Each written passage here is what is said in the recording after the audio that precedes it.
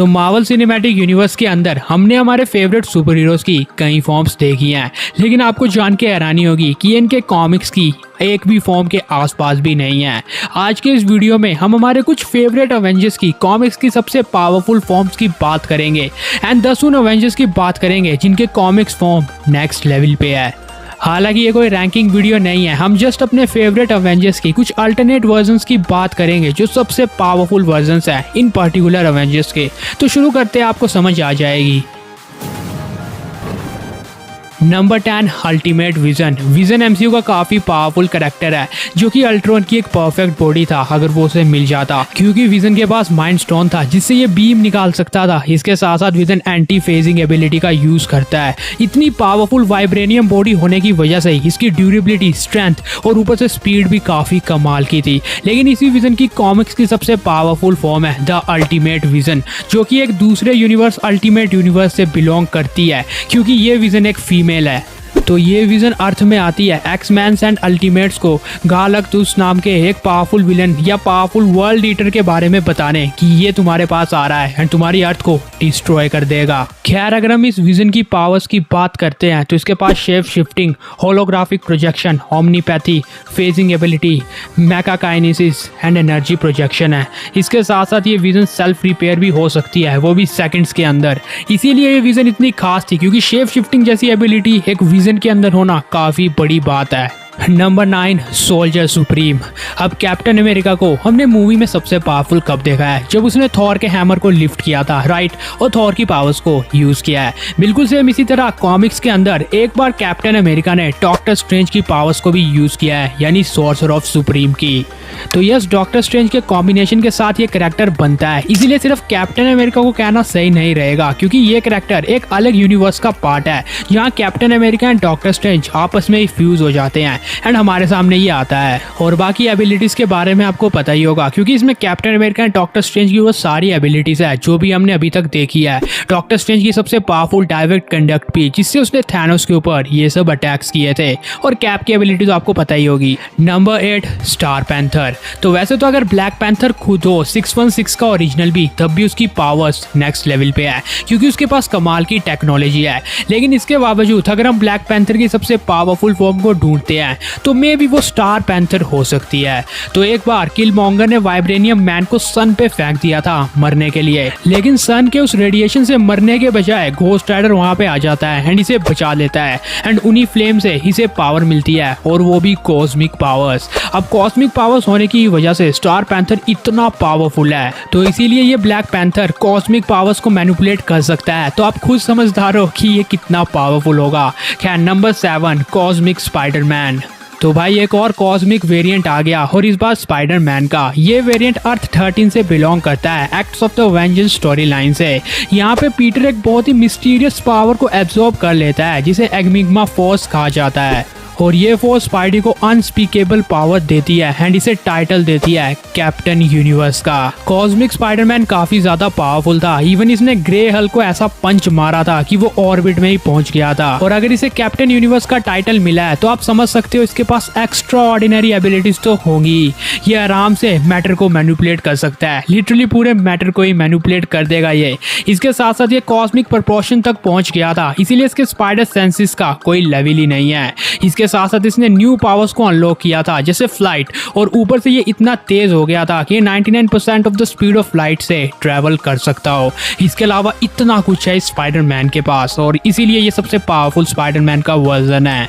Number 6 captain Marvel binary form. अब space stone से इसे पावर मिली है, इसीलिए ये स्पेस की बहुत सी एबिलिटीज को यूज कर सकती है एंड इसीलिए इसे स्पेस में कुछ होता भी नहीं है एंड इसीलिए कैप्टन मार्वल स्पेस में सबसे खतरनाक है। लेकिन कैप्टन मार्वल को सबसे खास बात बनाती है उसकी बाइनरी फॉर्म, जिसकी एक झलक हमने एमसीयू के अंदर भी देख रखी है। अब कैप्टन मार्वल किसी भी टाइप की एनर्जी को मैनिपुलेट कर सकती है एंड एब्जॉर्ब कर सकती है, जिससे वो और भी ज्यादा पावरफुल बन जाए। और लास्टली कैप्टन मार्वल की अभी एमसीयू की स्पीड तो स्पीड ऑफ साउंड से ज्यादा तेज है, लेकिन कॉमिक्स में या ट्रू बाइनरी फॉर्म में आने के बाद ये स्पीड ऑफ लाइट से भी काफी तेज हो जाएगी। इसकी सारी एबिलिटीज इतनी बढ़ जाएंगी कि आप सोच ही नहीं सकते। अब कैप्टन मार्वल का मेन सीन यही है कि ये कंट्रोल कर सकती है किसी भी रेडिएशन और ग्रेविटी को, जिस वजह से ही इसके पास एबिलिटी आती है कि ये स्पेस सूट के बिना भी स्पेस में सर्वाइव कर सकती है एंड कहीं भी इजिली मूव कर सकती है। खैर नंबर 5 वर्ल्ड ब्रेकर हल्क। तो अब सबसे पहले उन लोगों का डाउट क्लियर कर दूं जो सोच रहे हैं कि कॉस्मिक इमॉर्टल हल्क को ऐड क्यों नहीं किया। मैं आपको याद दिला दूं कि कॉस्मिक इमॉर्टल हल्क के साथ वन विलो ऑल भी है। वो वन विलो ऑल के द्वारा पोजेस्टेड है, लेकिन हम यहाँ पे इंडिविजुअल फॉर्म्स की बात कर रहे हैं, तो उसे ऐड करना आई डोंट थिंक सही बनता। इसीलिए वर्ल्ड ब्रेकर हल्क की सबसे पावरफुल फॉर्म है।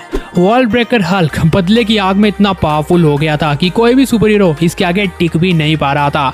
Black bolt, iron man, doctor strange, read Richard को तो इसने आंखें बंद करके हरा दिया था, लेकिन इसके बावजूद सेंट्री से रोकने के लिए आता है एंड हल्क एंड सेंट्री की ये फाइट नेक्स्ट लेवल पे पहुंच जाती है। लेकिन लास्ट में दोनों अपनी ह्यूमन फॉर्म्स में ट्रांसफॉर्म हो जाते हैं। लेकिन सबसे इंपॉर्टेंट बात कि अब हल्क फिर से खड़ा होकर हल्क बनता है एंड और भी ज्यादा पावरफुल, क्योंकि अब ये बन चुका था वर्ल्ड वॉर हल्क से वर्ल्ड ब्रेकर हल्क, क्योंकि अब ये अपने एक ही पैर से पूरे यूएस को ब्रेक करने के लिए चल पड़ा था। एक स्टेप से इसने इतनी दरारें डाल दी यूएस में कि कोई क्या ही कह सकता है। तो इसीलिए अगर इसकी ट्रू पावर्स अनलीश होती तो सचमुच इसका लेवल ही अलग होता।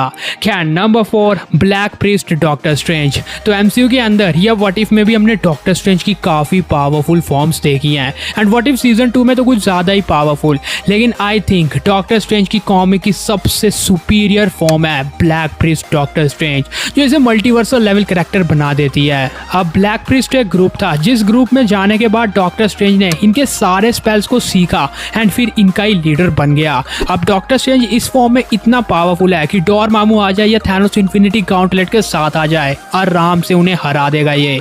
और ब्लैक प्रीस्ट डॉक्टर स्ट्रेंज की मेन एबिलिटी है कि ये रियलिटी को ही शेप कर सकता है, मतलब अपनी मर्जी से रियलिटी को चेंज कर सकता है। इसीलिए तो ये कुछ भी कर सकता है।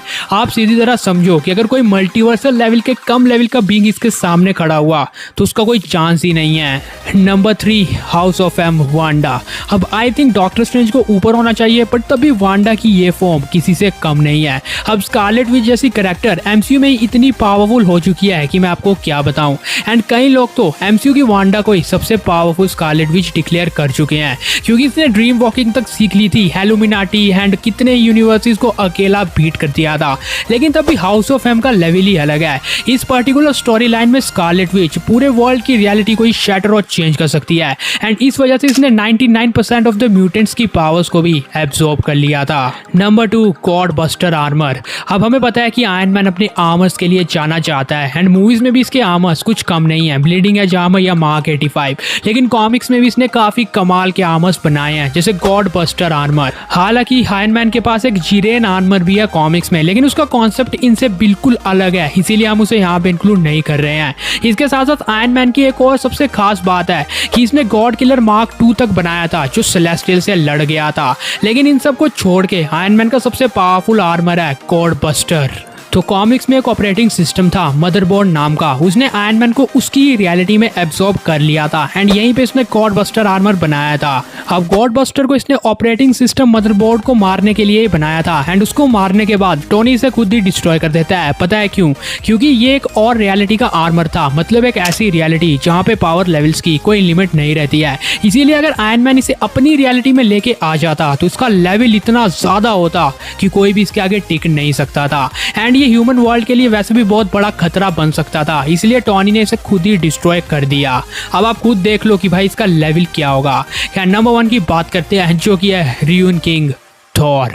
तो र्यून किंग थॉर की सबसे पावरफुल फॉर्म है। मुझे नहीं लगता कोई भी फॉर्म इसके आसपास भी आ सकती है, क्योंकि इसका लेवल ही किसी को समझ नहीं आता, यूनिवर्सल है, मल्टीवर्सल है या ओमनीवर्सल है। अब थॉर ने वैल्हला के डायमेंशन बैरियर को तो ब्रेक किया ही है, लेकिन साथ में वर्ल्ड ट्री को डिस्ट्रॉय किया था, जिसमें 9 रेलम्स एंड 1 नवर वॉल की शैडो थी।